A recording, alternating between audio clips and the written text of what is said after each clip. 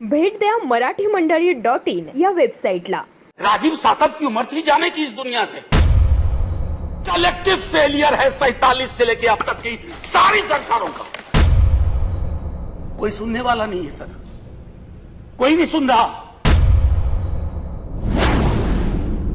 की शक्ल में नहीं है, एक शोक संतप्त गणतंत्र के एक अदना नागरिक समझिए या एक जनप्रतिनिधि समझिए, उसकी ओर से कुछ बातें कही जा रही हैं। और सबसे पहले माफीनामा उन तमाम लोगों को जिनकी मौत को भी हम एक्नॉलेज नहीं कर रहे हैं, जो हम जान ही रहे हैं कि वो मारे गए। तो ये माफीनामा सर सिर्फ मेरा नहीं है।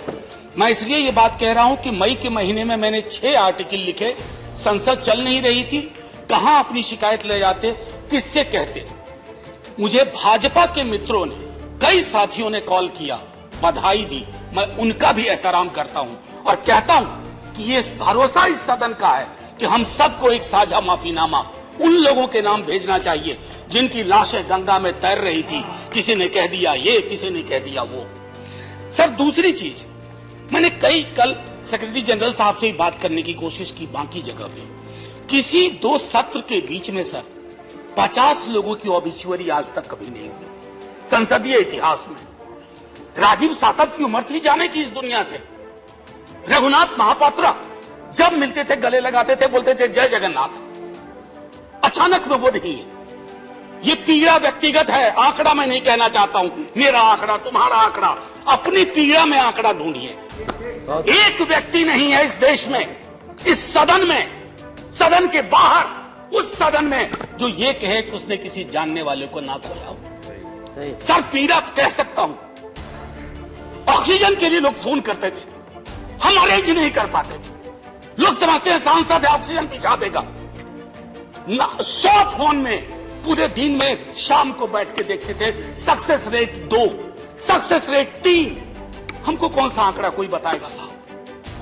हमको नहीं किसी आंकड़े की बात नहीं करनी है। हमें देखना है कि जो लोग गए वो जिंदा दस्तावेज छोड़ के गए हैं हमारे फेलियर का। मैं आपकी बात नहीं कर रहा हूं साहब। आप कहिएगा 70 साल में कुछ नहीं हुआ, मैं उसमें जाना ही नहीं चाहता। ये कलेक्टिव फेलियर है 47 से लेके अब तक की सारी सरकारों का। क्या बना दिया हमने?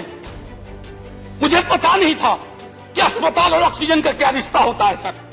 ईमानदारी से कहता हूं, मैं मेडिकल बैकग्राउंड से नहीं आता हूं। सुबह से लोगों को दिखता था ऑक्सीजन ऑक्सीजन, रेमडेसिविर। मैं दवाइयों के नाम तक शुरू में सर प्रोनाउंसिएशन चेक किए कि कैसे उच्चारण करूंगा। ये हालत, और तब हम आंकड़ों की बात कर रहे हैं, तब हम ये बात कर रहे हैं थैंक यू फलाना साहब, चिलाना साहब। सर मैं यहां से निकलता हूं, बहुत बड़ा विज्ञापन लगा हुआ है, मुफ्त वैक्सीन, मुफ्त राशन, मुफ्त इलाज। सर एक मिनट, मैंने किसी नहीं, please I don't want my time. मैं किसी दल की ओर से आज नहीं बोल रहा हूं। मैं दावे के साथ कहता हूं, मैं लाखों लोगों की ओर से बोल रहा हूं जो यहां बोलना चाहते हैं। क्योंकि आज शिकायत नहीं कर रहा हूं आपसे, ये वेलफेयर स्टेट है ना। एक साबुन की टिकिया अगर कोई गरीब गांव में खरीद रहा है ना सर, तो अडानी अंबानी के बराबर का करदाता है। आप उसको कह रहे हो मुफ्त वैक्सीन, मुफ्त इलाज, मुफ्त राशन।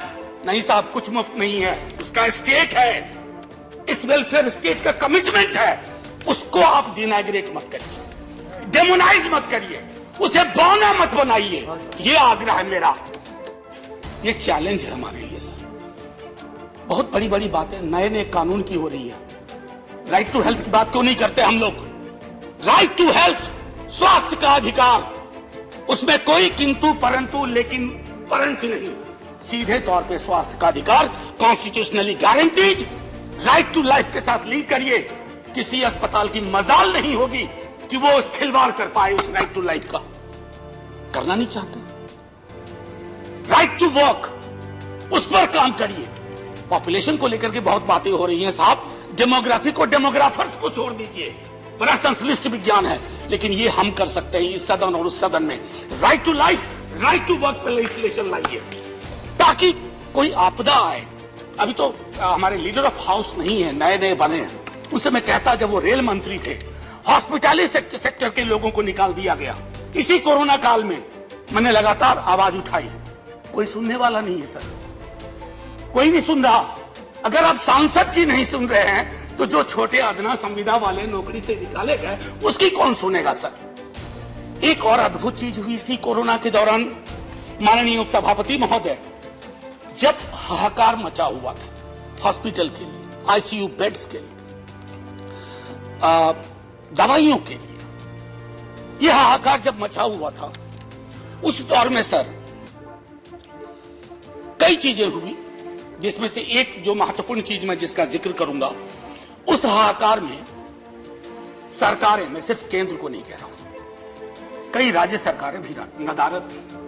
वो 1.5 महीना कैसे बिताया है इस मुल्क ने, हमारे सदन के कोई लोग बड़े मुश्किल से बच के आए हैं, मैं नाम नहीं लूंगा, पूरे देश ने वो वक्त कैसे बिताया है, नाइटमेयर की तरह लगता है सर, डरावना लगता है। एक मेरा स्टूडेंट पढ़ा है, वह 37 साल का, हॉस्पिटल का बेड जब तक मैंने अरेंज किया वो दुनिया छोड़ के जा चुका था। मैं इसलिए बार बार इसको किए इसलिए ये कह रहा हूं कि इसमें व्यक्तिगत पीड़ा को ढूंढिए, तब हम इसका निदान ढूंढ पाएंगे।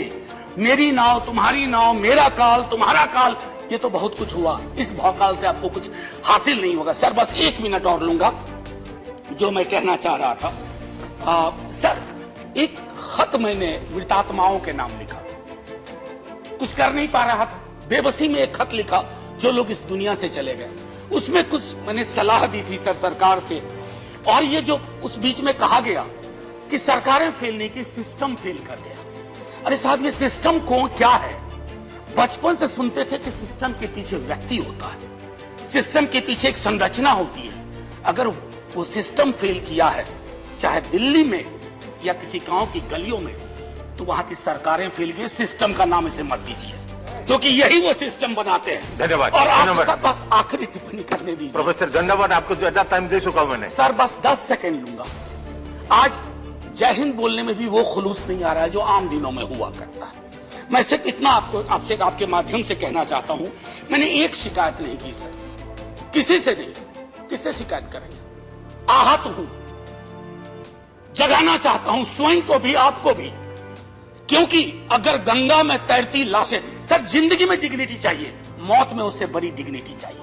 हमने अनडिग्निफाइड डेथ को विटनेस किया है, और अगर हमने इसको दुरुस्त नहीं किया सर, आने वाली सदियां माफ नहीं करेगी। आप बड़े बड़े इश्तहार छपवाओ, अखबारों के 4 पन्ने रंग दो, फलाना थैंक यू सर, इतिहास को थैंक यू कहने का मौका मिलना चाहिए। धन्यवाद। जय हिंद सर।